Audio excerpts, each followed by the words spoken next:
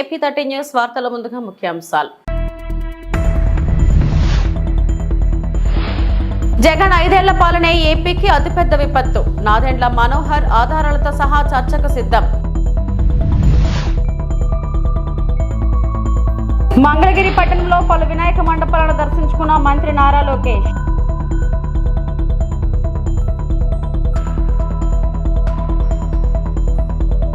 కౌశిక్ రెడ్డి ఏమీ తప్పు మాట్లాడలేదు. గాంధీ రేవంత్ రెడ్డిపై కేటీఆర్ కీలక వ్యాఖ్యలు.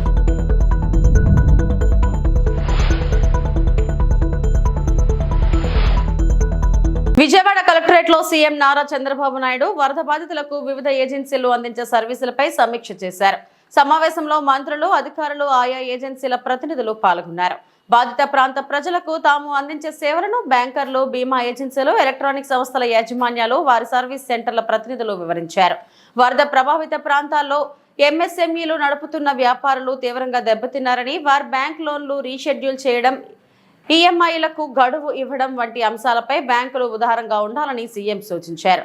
వరదలకు దెబ్బతిన్న వాహనాలకు బీమా అందించే విషయంలో క్లెయిమ్ నమోదైన 7 రోజుల్లో కంప్లీట్ చేయాలని సూచించారు. దెబ్బతిన్న ఎలక్ట్రానిక్ వస్తువులకు రిపేర్ చేయించే విషయంలో, కస్టమర్లను చేరుకునే విషయంలో ఆయా కంపెనీలు అలసత్వం ప్రదర్శిస్తున్నాయని సీఎం అసంతృప్తి వ్యక్తం చేశారు.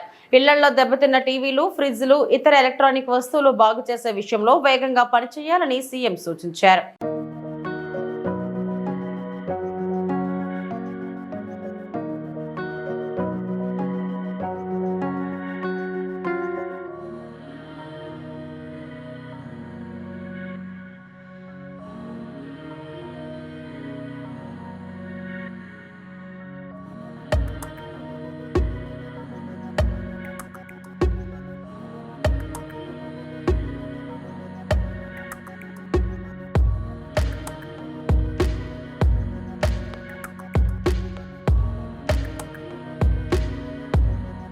జగన్ 5 ఏళ్ల పాలనే ఏపీకి అతిపెద్ద విపత్తు అని మంత్రి నాదెండ్ల మనోహర్ విమర్శించారు. మంగళగిరిలో నిర్వహించిన మీడియా సమావేశంలో ఆయన మాట్లాడారు. ప్రధానమంత్రి ఫసల్ బీమా కింద గత ప్రభుత్వం రూపాయి కూడా చెల్లించలేదన్నారు. 2020 ఖరీఫ్ నుంచి రైతులకు పంట బీమా కూడా ఇవ్వలేదని చెప్పారు. వరద బాధితులకు కూటమి ప్రభుత్వం అండగా ఉంటుందని తెలిపారు. అర్థం లేని విమర్శలతో వైకాపా కాలక్షేపం చేస్తుందని మండిపడ్డారు.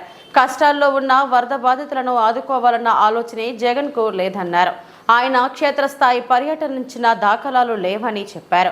ఎక్కడ కష్టం వచ్చినా జనసేన సైనికులు ముందుంటున్నారని నాదెండ్ల మనోహర్ తెలిపారు. అసలు గత 5 సంవత్సరాల్లో జగన్మోహన్ రెడ్డి గారి పరిపాలనే మన రాష్ట్రానికి అతిపెద్ద విపత్తు.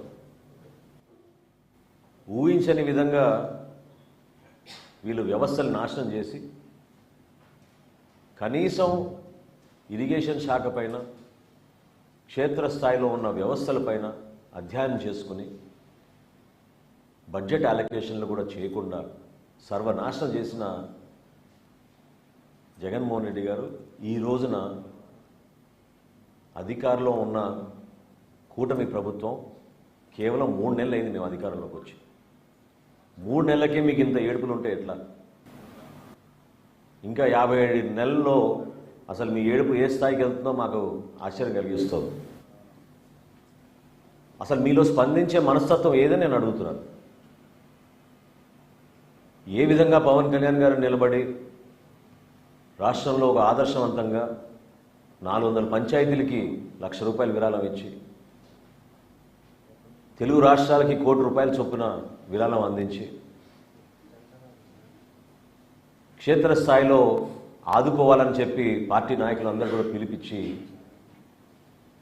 దూర ప్రాంతాల నుంచి కూడా జనసేన పార్టీ నాయకులందరూ కూడా తరలి వచ్చి ఎక్కడైతే ముంపు ప్రాంతాల్లో ఇబ్బంది పడుతున్నారో వాళ్ళకి సహాయ కార్యక్రమాలు అద్భుతంగా చేస్తున్న తరుణంలో జగన్మోహన్ రెడ్డి గారు కానీ, వైఎస్ఆర్సీపీ పార్టీ కానీ చేసింది ఏంటని నేను ప్రశ్నిస్తున్నాను. పిఠాపురంకి వెళ్ళారు, కొన్ని ప్రాంతాల్లో పర్యటించి క్షేత్రస్థాయిలో మీకు పూర్తి అవగాహన వచ్చినట్టు ఒక 40-50 కాగితాలు పట్టుకొని ప్రెస్ ముందు మీరు మాట్లాడిన మాటలు ఏ విధంగా ప్రజలకు ఉపయోగపడతాయని నేను ప్రశ్నిస్తున్నాను. ఒక్కసారి మీరు గతంలో పవన్ కళ్యాణ్ గారి నాయకత్వంలో జనసేన పార్టీ 5 సంవత్సరాల్లో ఎప్పుడైనా ఇటువంటి సందర్భాల్లో ఏ విధంగా మేము స్పందించేవాళ్ళం? చాలా స్పష్టంగా పవన్ కళ్యాణ్ గారు ఎప్పుడు కూడా ప్రభుత్వాన్ని విమర్శించకుండా ప్రజలకు ఉపయోగపడే విధంగా 2-3 మంచి సూచనలు చేసి పెద్ద మనసుతోటి మీరు ముందుకొచ్చి ప్రభుత్వం నుంచి ఆదుకోవాలి, కష్టాల్లో ఉన్నారు రైతాంగం, సామాన్య ప్రజలని పదే పదే ఆయన విజ్ఞప్తి చేస్తూ ఉండేవాళ్ళు. ఈ రోజున వాస్తవాలు ఏంటి? పోనీ మీరు అక్కడ పోయి పర్యటించారు, మీ సొంత పేరుతో నిర్మాణం చేసిన ఆ జగనన్న కాలనీ గొల్లపురంలో అక్కడికి పర్యటించారా మీరు? అక్కడున్న వాస్తవ పరిస్థితి తెలుసుకున్నారా? ఏ విధంగా ఆ ప్రాంతం మొత్తం మునిగిపోయిందో మీరు చూసారా? సెలెక్టివ్గా కొన్ని ప్రాంతాలకు వెళ్ళి ఏలేరు గురించి మాట్లాడుతున్నారు. కూటమి ప్రభుత్వం ఏర్పడిన వెంటనే ఉప ముఖ్యమంత్రి గారు పవన్ కళ్యాణ్ గారు అధికార యంత్రాంగాన్ని సమావేశపరిచి జిల్లా కలెక్టర్ గారి ద్వారా ఆధునీకరణ కోసం చేయాల్సిన కార్యక్రమాల గురించి ఆయన సమావేశం ఏర్పాటు చేసుకుని ప్రణాళిక సిద్ధం చేశారు. సుమారు 1000 కోట్ల రూపాయలతో అంచనాలు వేశారు. మరి మీ 5 సంవత్సరాల్లో ఎందుకు మీరు పని చేయలేకపోతున్నారంటే, ఎందుకు చేయలేదని అంటే విచిత్రమైన సమాధానం ఏంటంటే వర్షాలు ఎక్కువ పడ్డాయంట. అసలు స్పందించే మనస్తత్వం ఏది మీలో నేను అడుగుతున్నాను. మీరు ఎప్పుడైనా మీ జేబులోంచి 1 లక్ష రూపాయలు తీసేవరకని ఇచ్చారా? సామాన్యుడు ఇబ్బంది పడుతుంటే మీరు పరదాలు కట్టుకుని తిరిగారే ఆ రోజుల్లో. మ్యాన్ మేడ్ డిజాస్టర్ అంటే అద్భుతమైన ఉదాహరణ అన్నమయ్య ప్రాజెక్ట్. కేవలం మీ ఇసుక దోపిడీ కోసం గేట్లు ఎత్తకుండా 24 మంది బలైపోతే, 38 మంది ఆచూకీ ఈ రోజుకు తెలియకపోతే, 12 రోజుల తర్వాత సొంత జిల్లాలో ముఖ్యమంత్రి గారు పర్యటించారు. 12 రోజుల తర్వాత 5 సెంట్లు భూమి ఇచ్చి మీకు 4 రోజుల్లోనే ఇల్లు కట్టే కార్యక్రమం ప్రారంభించి నేనే వచ్చి మీకు తాళాలు ఇస్తా అన్నాడు. ఇది ఎప్పుడు 2021లో ఆయన ముఖ్యమంత్రిగా దిగిపోయే రోజు వరకు కూడా ఇల్లులు అక్కడ పూర్తి కాలేదు. ఏ ఒక్కరికి తాళం ఇవ్వలేదు. ఈయన మాట్లాడతాడు మ్యాన్ మేడ్ డిజాస్టర్ అని. అన్నమయ్య ప్రాజెక్టు ఏ విధంగా కూలిపోయిందో దానికన్నా మ్యాన్ మేడ్ డిజాస్టర్ ఏముంటుంది చెప్పండి.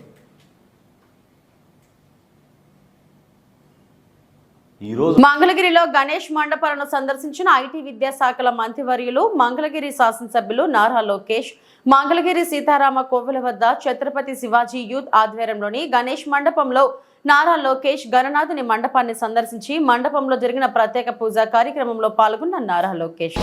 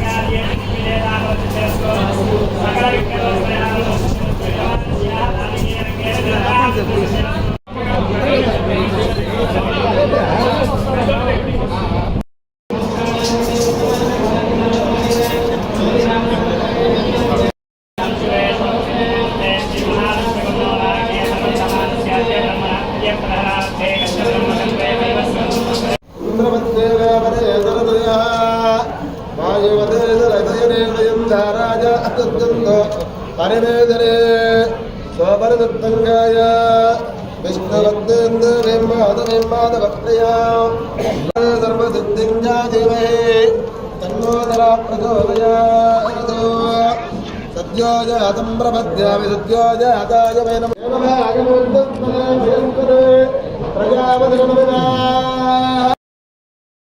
ఎమ్మెల్యేలు కౌశిక్ రెడ్డి ఆర్కెపూడి గాంధీ వివాదంపై బీఆర్ఎస్ వర్కింగ్ ప్రెసిడెంట్ కేటీఆర్ కీలక వ్యాఖ్యలు చేశారు. అసమర్థుడి జీవనయానంలా రేవంత్ పాలన కొనసాగుతుందని అన్నారు. అతి తక్కువ సమయంలో ప్రజలను మోసం చేసిన ఘనత రేవంత్ రెడ్డికే దక్కుతుందని ఆయన అటెన్షన్ డైవర్షన్ పాలిటిక్స్ చేస్తున్నారని విమర్శించారు. బీఆర్ఎస్ ఎమ్మెల్యేల ఇంటి చుట్టూ తిరిగి ఆయనే కండువాలు కప్పుతున్నారు. 10 మంది ఎమ్మెల్యేలు వచ్చారు, ఇంకా వస్తారని కాంగ్రెస్ నేతలు చెబుతున్నారు. కోర్టు ఆదేశాలతో కాంగ్రెస్ కొత్త డ్రామాలకు తెరలేపారని కేటీఆర్ అన్నారు. హైకోర్టు 4 వారాలు గడువు ఇచ్చింది. కోర్టు తీర్పుతో పార్టీ మారిన ఎమ్మెల్యేలు పదవి పోతుందని కేటీఆర్ పేర్కొన్నారు. కౌశిక్ రెడ్డి ఏమీ తప్పు మాట్లాడలేదని కేటీఆర్ అన్నారు. పీసీసీ చీఫ్ గా ఉన్న సమయంలో రేవంత్ ఏమన్నారో తెలియదా? పార్టీ మారిన ఎమ్మెల్యేలను రాళ్లతో కొట్టి చంపమన్నారు. పదవి పోతుందని ఫిరాయింపు ఎమ్మెల్యేలు కొత్త రాగం ఎన్నుకున్నారు. ఎమ్మెల్యే ఇంటిపై దాడి 10 ఏళ్లలో ఎప్పుడూ లేదు. చేతకాని సీఎం ఉండటం వల్లనే ఈ దౌర్భాగ్యం. హైదరాబాద్ లో శాంతి భద్రతలను కంట్రోల్ చేయలేకపోయారని రేవంత్ పాలనపై కేటీఆర్ తీవ్ర స్థాయిలో ఆగ్రహం వ్యక్తం చేశారు. మొన్ననేమో నేను మారిన పార్టీ కాంగ్రెస్ పార్టీ విధానాలు నచ్చి మారినా అని చెప్పిన ఎమ్మెల్యే నిన్న మొన్నటి నుంచి నేను బీఆర్ఎస్ పార్టీలోనే ఉన్నా, నేను ఎక్కడికి పోలే, 10 మంది ఇక మాకు తప్పది పదవి గండం పోయితుంది మా పదవి అని చెప్పి కొత్త రాగం ఎత్తుకున్నారు. దాన్ని మా సోదరుడు ప్రశ్నిస్తే ఆయన ఇంటి మీదకి పోలీస్ ఎస్కార్ట్ పెట్టి డీసీపీలు, అడిషనల్ డీసీపీలు, ఏసీపీలు, సిఐలు ఒక గేటెడ్ కమ్యూనిటీ లోపలికి ఒక 50-100 మంది గూండాగాలు చొచ్చుకొని వచ్చి ఇవాళ ఒక ఎమ్మెల్యే ఇంటి మీద దాడి చేసే పరిస్థితి ఇప్పుడే మేము చూసినాం. ఎమ్మెల్యే గారి ఇంటి మీద దాడి చేయడమే కాదు, వారి ఇంట్లో ఉండే పెద్దలు, వారి తల్లిదండ్రులు వచ్చినప్పుడు కానీ లేదా వారి మామగారు వచ్చినప్పుడు కానీ ఉండే రూమ్, ఆ రూమ్ మీద మొత్తం అద్దాలు బలగొట్టిండ్రు. అందులో ఉన్న పెద్దలకు ఏమైనా అయ్యింటే, ఏమైనా జరిగింటే, జరగకూడదు ఏమైనా జరిగింటే ఎవడు బాధ్యుడు? రేవంత్ రెడ్డా లేకపోతే ఇక్కడ దాడి చేయడానికి వచ్చిన ఆరికపుడి గాంధీ? ఈ రకమైన గూండాగిరి, ఈ రకమైన దౌర్భాగ్యం హైదరాబాద్ 10 ఏళ్లలో ఎన్నడూ లేదు. ఒక ఎమ్మెల్యే ఇంటి మీదనే దాడి, అది ఒక ఎమ్మెల్యే ఇంటి మీదకి దాడికి వస్తుంటే ఫ్యాక్షన్ సినిమాల్లో చూపెట్టినట్టు కార్లకెళ్లి బయటికి ఏలాడుకుంటా 20 బండ్లు పెట్టుకుని లైవ్ పెట్టుకుంటా ఆడికెళ్లి ఇటు దాకా పోలీస్ ఎస్కార్ట్ లో వచ్చిరంటే చేతగాని ఒక హోంమంత్రి, చేతగాని ముఖ్యమంత్రి ఈరోజు రాష్ట్రానికి ఉండడం వల్లనే ఈ దౌర్భాగ్యం దాపురించింది. బోట్ల యజమానులను పోలీసులు విచారిస్తున్నారు. ప్రకాశం బ్యారేజ్ దగ్గర బోట్ల తొలగించే పనులను మంత్రి నిమ్మల రామానాయుడు పరిశీలించారు. కాకినాడ నుండి వచ్చిన అబ్బులతో మాట్లాడి వివరాలు తెలుసుకున్నారు. ఇప్పటికే బోట్లు కటింగ్ పనులు 80% పూర్తయ్యాయి. మునిగిన బోట్లను లాగేందుకు ఒకదానికి మరొకటి లింక్ వేసి లాగేందుకు మరో 4 బోట్లను ఉపయోగిస్తున్నారు. ఇప్పటికే బోట్ల యజమానులను పోలీసులు అదుపులోకి తీసుకుని విచారిస్తున్నారని మంత్రి రామానాయుడు తెలిపారు. ఈ కేసులో దోషులు ఎవరెవరున్నారో త్వరలోనే అన్ని నిజాలు బయటకొస్తాయన్నారు.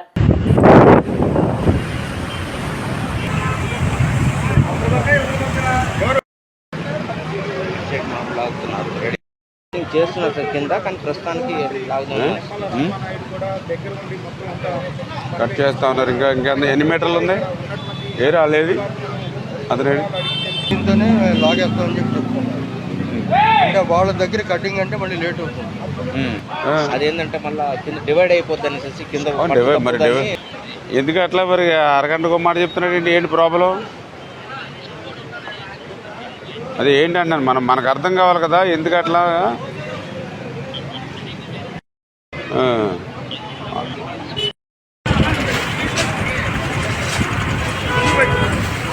మెయిన్ ఏంటంటే పైన మా వర్క్ ఎప్పుడు కూడా పైన అండర్ వాటర్ డ్రైవర్స్ కిందకి వెళ్ళి మమ్మల్ని వాళ్ళు చేసుకొస్తారు. ఆ డ్రైవర్స్ ఎవరు మనం ఉన్నారు కదండి, మన సూర్యప్రకాష్ గారు సీ లైన్స్ వాళ్ళు అప్పుడు చేస్తుంది. మీరేం చేస్తుంటారు మామూలు రెగ్యులర్ గా నేను ఆల్రెడీ మా అన్ని షిప్ బిల్డింగ్ సార్, కంప్లీట్ గా మమ్మల్ని షిప్ లాగడం ఇప్పుడునండి. నేను ఆల్రెడీ డాక్యార్డ్, ఇప్పుడు మనకి డాక్యార్డ్ లో చేస్తున్నాను సార్ వైజాగ్. నెక్స్ట్ అమౌంట్ ఇప్పుడు అశుతాపురం ఉంది కదండి, మన నేవీలో మామూలుగా దాంట్లో ఆల్రెడీ వర్క్ చేస్తున్నాం సార్. ఎల్లంటి వాళ్ళు మామూలుగా పైకి లాగుతున్నాం సార్. యాక్చువల్లీ మీరు కౌంటర్ వెయిట్ సక్సెస్ఫుల్ గా బిగించాం, కానీ ఏదైతే జగన్మోహన్ రెడ్డి గారి యొక్క కుట్రను ఛేదించడం అయితే రోజు రోజు ఆలస్యం అవుతున్నటువంటి పరిస్థితి. ఏదైతే గత 2 రోజుల నుంచి కూడా ఆ యొక్క బోట్స్ని వెలికి తీసేటువంటి కార్యక్రమానికి ఏదో ఒక అవాంతరం, బోట్స్ని వెలికి తీసేటువంటి కార్యక్రమం చేసినప్పుడు అది ఒక 40 టన్నుల వెయిట్ ఉంటుంది. అంచేత 50 టన్నుల భారీ వాహనంతో దాన్ని మూవ్ చేయాలని చూస్తే ఆ బోట్లు ఒకదానికొకటి ముడిపడి ఉండడంతో, లింక్ అయి ఉండడంతో 3 బోట్లు కూడా 120 టన్నుల దాన్ని లిఫ్ట్ చేయాలంటే కష్టమైనటువంటి పరిస్థితుల్లో మళ్ళీ ఏదైతే యొక్క డైవర్స్ని అంటే వైజాగ్ నుంచి కాకినాడ నుంచి తీసుకొచ్చి వాళ్ళు నీటిలో 15-20 అడుగులు లోతుకి మునిగి దాన్ని కట్ చేసి బోట్ని 2 ముక్కలుగా చేసి లాగాలనేటువంటి ఆలోచనతో పనులు ప్రారంభించారు. అవి కూడా దగ్గర ఒక 80% వరకు కూడా బోట్ కటింగ్ పూర్తయింది. అయితే ఇప్పుడు ఏదైతే వాటర్ ఫ్లో కృష్ణాలో తగ్గింది కాబట్టి అబ్బులు గారు ఆయన కూడా గతంలో కచ్చలూరులో మన గోదావరిలో బోటు మునిగిపోయినప్పుడు 2 నెలలు ఎవరికి సాధ్యం కాకపోతే ఆయన వెలికి తీసిన పరిస్థితి తెలుసు. ఆయన కూడా నిన్నంతా కూడా ఏదైతే మెటీరియల్ ఇవన్నీ కూడా నిన్న షిఫ్ట్ చేసుకున్నారు. ఈ రోజు వచ్చి ఆయన కూడా పనులు మొదలుపెట్టారు. ఆ యొక్క మునిగినటువంటి బోట్కి ఇంకొక బోట్ని లింక్ చేసి ఆ బోట్కి మళ్ళీ ఇంకొక 4 బోట్లు లింక్ చేసి ఈ రకంగా ఈ 4 బోట్లు అదేవిధంగా ప్లస్ ఇటువైపున ఏదైతే అబ్బులు గారు యొక్క అరేంజ్మెంట్స్ ఏదైతే ఉన్నాయో దాని ద్వారా కూడా దాన్ని మూవ్ చేయాలనేటువంటి ఆలోచనతో పనిచేస్తూ ఉన్నాం.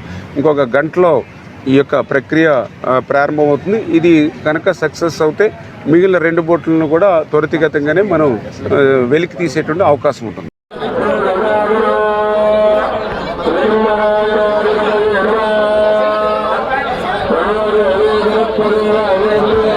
పశ్చిమ గోదావరి జిల్లా నర్సాపురం పురపాలక సంఘానికి దాదాపు 3 దశాబ్దాలుగా పట్టిపీడిస్తున్న కంపోస్ట్ యార్డ్ సమస్య ఎట్టకేలకు పరిష్కారమైంది. రైతుల నుంచి సేకరించిన 4 ఎకరాల స్థలానికి ప్రభుత్వం 1.74 కోట్లు విడుదల చేసినట్లు ఎమ్మెల్యే బొమ్మిడి నాయకర్ చెప్పారు.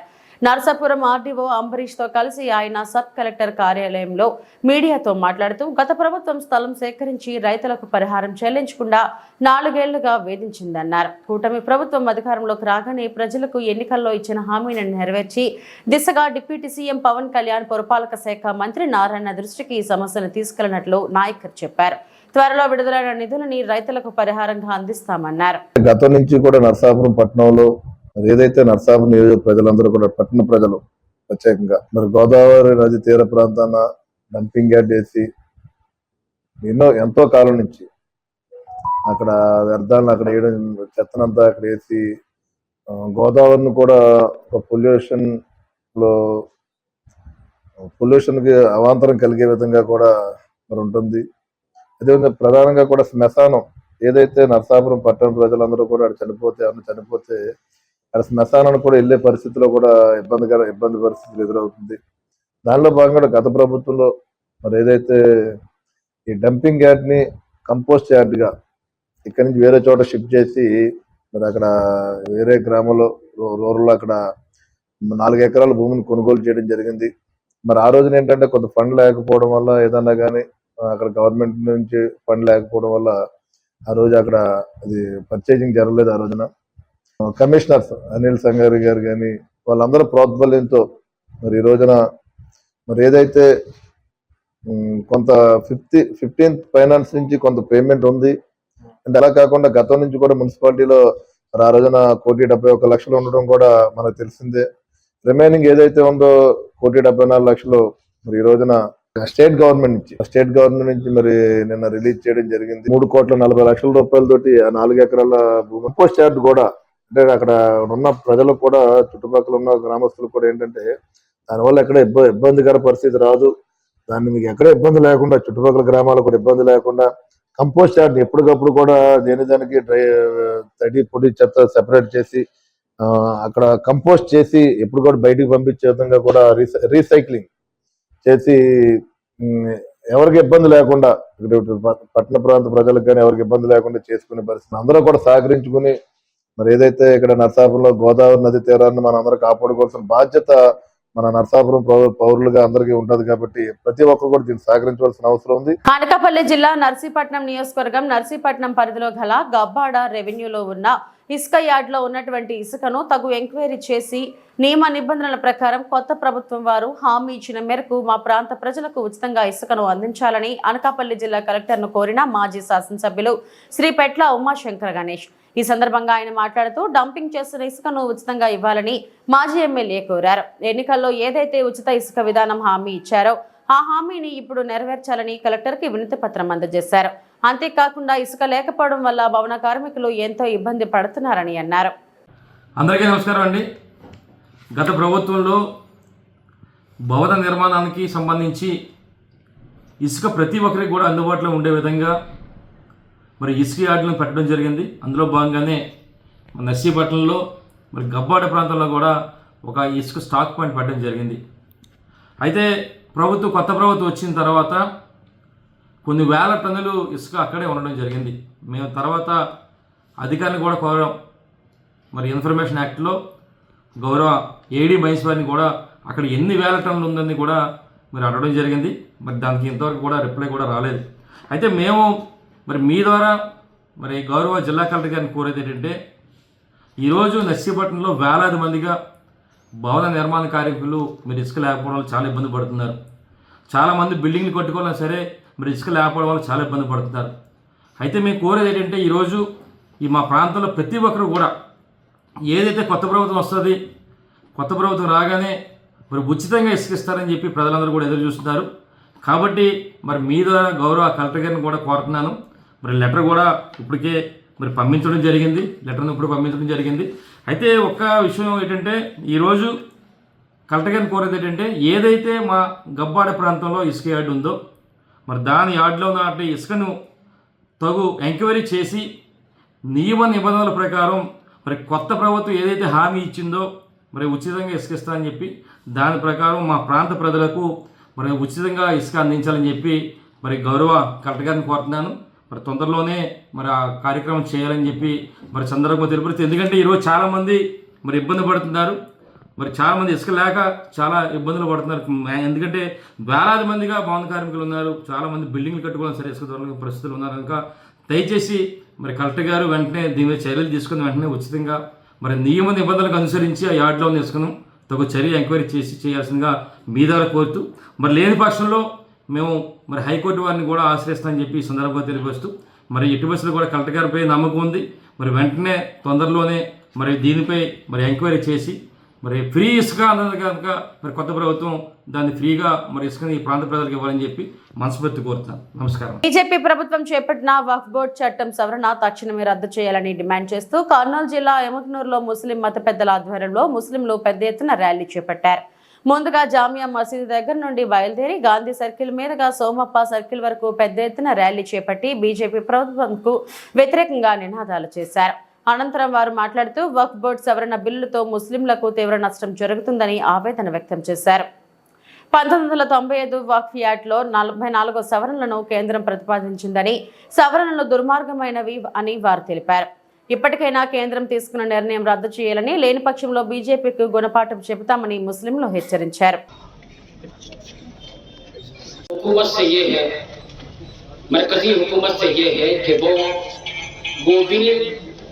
जो वक्फ बोर्ड का 2024 अमेंडमेंट बिल वक्फ बोर्ड का जो लाया गया है तरमीमी बिल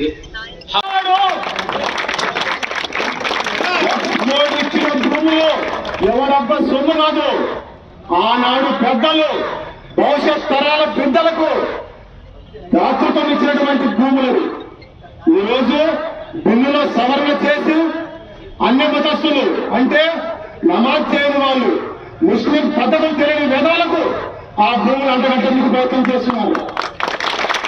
అందుకోసం నమాజ్ చేస్తున్న ముస్లింస్ కాదని ఇతర మతస్థులకు ఆ భూములు అప్పగించే ప్రయత్నం చేస్తున్నారు. ఈరోజు మీకు దమ్ముందా ప్రభుత్వాన్ని నేను ప్రశ్నిస్తున్నాను. లక్షలాది ఎకరాల మత్స్య భూములు ఆక్రమితమైనాయి, లక్షలాది క్రైస్తవ భూములు ఆక్రమితమైనాయి, లక్షలాది దేవదాస భూములు ఆక్రమితమైనాయి. దమ్ముంటే వాటిని తీసుకొచ్చి ప్రజల సంక్షేమానికి ఉపయోగించండి. అంతేగాని ఈరోజు హిందువులు మహమ్మదుల మధ్యన చిచ్చు పెట్టేందుకు ఈ వక్ఫ్ బోర్డు ఆస్తుల సవరణ బిల్లు తెచ్చి మేమేదో హిందువులకు న్యాయం చేస్తున్నాం, మేము హిందువుల్ని మేము కాపాడుతున్నామని ఒక రాంగ్ రూట్ లో హిందువులు తీసుకుపోయే ప్రయత్నం చేస్తున్నారు. ఏనాటికైనా మహమ్మదీయులు, హిందువులు, క్రైస్తవులు అందరూ ఐక్యతగా రావాలి. అది గుర్తుంచుకున్నాం మనం. బీఆర్ఎస్ వనపర్తి జిల్లా పార్టీ అధ్యక్షులు గట్టు యాదవ్ మరియు పట్టణ మండల నాయకులు అర్ధరాత్రి అక్రమ అరెస్ట్. సుమారు 11:30 ప్రాంతంలో వనపర్తి పట్టణంలోని వాళ్ళ నివాసాలలో అక్రమంగా అరెస్టు చేసి పోలీస్ స్టేషన్ కు తరలించిన పోలీసులు. ఈ సందర్భంగా గట్టు యాదవ్, వాకిటి శ్రీధర్ మాట్లాడుతూ అక్రమ అరెస్టులు చేయించడం సరికాదని అన్నారు. మా పార్టీ ఎమ్మెల్యే ఇంటిపై దాడి చేపించి మమ్మల్ని అరెస్ట్ చేయడం ఏంటని పోలీసులను ప్రశ్నించారు. దీనికి సమాధానంగా పోలీసులు మాకు పైనుండి ఆర్డర్స్ వచ్చాయని వాళ్ళు బదులు ఇవ్వగా కాంగ్రెస్ ప్రభుత్వంపై వారు మండిపడ్డారు. ప్రజాపాలన పేరుతో ప్రజలను భయభ్రాంతులకు గురి చేస్తున్నారని వారు అన్నారు. పార్టీ ఫిరాయించిన ఎమ్మెల్యే ఆర్కే పూడి గాంధీ గారికి పీఎస్సీ చైర్మన్ పదవి ఇవ్వడం పట్ల ప్రశ్నించిన ఎమ్మెల్యే పాడి కౌశక్ రెడ్డి ఇంటిపై స్వయంగా వారే దాడి చేయడం సరైనది కాదని వారు మండిపడ్డారు. గెలిచిన ఎమ్మెల్యేలు ప్రజలకు జవాబుదారీతనంగా ఉండాలి, కానీ ఇలా రౌడీయిజం చేయడం ఏమిటని వారు అన్నారు. వనపర్తి పట్టణంలోని బీఆర్ఎస్ నాయకులను పోలీసులు అక్రమంగా బైండ్ ఓవర్ కేసు పెట్టి ఇక్కడికి తీసుకురావడం జరిగింది. మరి ప్రభుత్వం పిరికిబంద చర్యగా మరి ప్రజలకిచ్చిన హామీలు నెరవేర్చక గందరగోళ పరిస్థితులను సృష్టించి ఈరోజు ముఖ్యమంత్రి రేవంత్ రెడ్డి గారు మరి ఎమ్మెల్యేలను కొనడం ఇవంతా మరి అది ఒక చట్టపరమైన విషయాన్ని కూడా ఒక గందరగోళ పరిస్థితి తీసుకొని వచ్చి మరి ఇవాళ ఒక పిరికిబంద ముఖ్యమంత్రి గారు కేసీఆర్ పేరు చెప్తే లాగుదర్శే పరిస్థితి ఉంది. ఇవాళ బీఆర్ఎస్ పార్టీ అంటేనే రాత్రిపూట నిద్ర రావడం లేదు. ఎవరైనా ప్రభుత్వంలో ప్రజలు ఇచ్చిన అధికారాన్ని రాజాలాక ప్రజలకు ఇచ్చిన హామీలు నెరవేర్చాలి. మరి ఇలాంటి చిల్లర రాజకీయాలు ఇవాళకి కూడా ముఖ్యమంత్రి తను ముఖ్యమంత్రిని అనుకుంటలేడు. ప్రతిపక్ష నాయకుడు హోదాలో మరి ఇతరులను విమర్శించడమే ఆయన ధ్యేయంగా ప్రజలకు ఇచ్చిన ప్రజాభివృద్ధిని మర్చి కేవలం కేసీఆర్ కుటుంబాన్ని బీఆర్ఎస్ పార్టీ నాయకులనే విమర్శలకు గురి చేస్తూ మరి ఇటువంటి అక్రమ నిర్బంధనాలు చేసి ఇటువంటి అక్రమ అరెస్టులు బీఆర్ఎస్ పార్టీకి కొత్త కాదు. తెలంగాణ ఉద్యమం నుంచి ఈ పోరాటాలు, ఈ బైండ్ ఓవర్లు, ఈ ధర్నాలు, రాస్తారోకాలు అనేటివి టీఆర్ఎస్కి వెన్నతో పెట్టినటువంటి విద్య. ఖబర్దార్ రేవంత్ రెడ్డి, నీవు ప్రజలకు ఏదైతే హామీలు ఇచ్చినావో ఇవాళ నీవు అమలు చేసింది ఫ్రీ బస్ ఒకటి మాత్రమే. ఇవాళటి వరకు కూడా రైతాంగాన్ని మోసం చేసి రైతు బంధు ఇవ్వలేదు. మరి రైతు రుణమాఫీని కూడా సగం సగం ఇచ్చి డ్రామాలు ఆడుతున్నావు. మరి నీవు చేసినటువంటి 420 హామీలను దానిపై దృష్టి పెట్టు, కానీ కేవలం బీఆర్ఎస్ పార్టీని కేసీఆర్ని టార్గెట్ చేయడం ఈ అవివేకానికి నిదర్శనం. ఇట్లాంటి అరెస్టులకు నిర్బంధాలకు మేము భయపడం. జై తెలంగాణ. వైసీపీ పాలనా కాలంలో విశాఖతో పాటు ఉత్తరాంధ్ర జిల్లాలో పర్యాటక ప్రాజెక్టుల విషయంలో ప్రభుత్వం తీసుకున్న కీలక నిర్ణయాలు ప్రభుత్వానికి ప్రజలకు ఉపయోగపడే విధంగా ఉండాలని విశాఖపట్నం జనసేన కార్పొరేటర్ పీతల మూర్తి యాదవ్ ప్రభుత్వానికి విజ్ఞప్తి చేశారు. లీజులు, కాంట్రాక్టర్లు వంటి వాటిపైన సమీక్ష జరిపి పర్యాటక శాఖను గతంలో మాదిరిగా లాభాల బాట పట్టించాల్సిన అవసరం ఉందన్నారు. ఈ దిశగా కూటమి ప్రభుత్వం చర్యలు తీసుకోవాలని కోరుతున్నట్టు తెలిపారు మూర్తి యాదవ్. ఆంధ్ర ఉమ్మడి రాష్ట్ర చరిత్రలోనే టూరిజంలో అగ్రగామిగా నిలిచినటువంటి విశాఖ జిల్లా, ఈ విశాఖ జిల్లాలో గడిచిన 5 ఏళ్లుగా ఏదైతే వైసీపీ ప్రభుత్వం జగన్మోహన్ రెడ్డి ముఖ్యమంత్రిగా 5 ఏళ్ళు పదవీ కాలం చేపట్టినటువంటి నాటి నుంచి సాక్షాత్తు భీమిలి మాజీ శాసనసభ్యులు అవంతి శ్రీనివాసరావు గారే టూరిజం మినిస్టర్గా వ్యవహరించినటువంటి వ్యక్తి. అలాగే మాజీ మంత్రి రోజా గారు టూరిజం శాఖ మంత్రిగా వ్యవహరించినటువంటి వ్యక్తి. అలాంటి ఏపీ టూరిజం యొక్క ప్రాజెక్టులు ఏవైతే భవన నిర్మాణ పనులు కాంట్రాక్టులు ఏవైతే ఉన్నాయో అవన్నీ కూడా వైసీపీ నేతల కబందాస్తాల్లోని, వైసీపీ నేతల కబ్జాల్లోని వందల వేల కోట్ల రూపాయలు చేసేటువంటి ఏపీ టూరిజం సంస్థ సంపద అంతా కూడా దోచుకున్నారు. వాటి విషయమై పూర్తి స్థాయిలో ఆధారాలతో కొన్ని అంశాలు కూటమి ప్రభుత్వం దృష్టిలో ఇప్పటికే రాష్ట్ర మంత్రివర్గ పెద్దలు, పర్యాటక శాఖ మంత్రులు కందుల దుర్గేష్ గారికి కూడా 10 రోజుల క్రితం నేను స్వయంగా వెళ్ళి. ఈ వార్తలు ఇంతటితో సమాప్తం. మరిన్ని వార్తా విశేషాల కోసం చూస్తూనే ఉండండి. నమస్తే.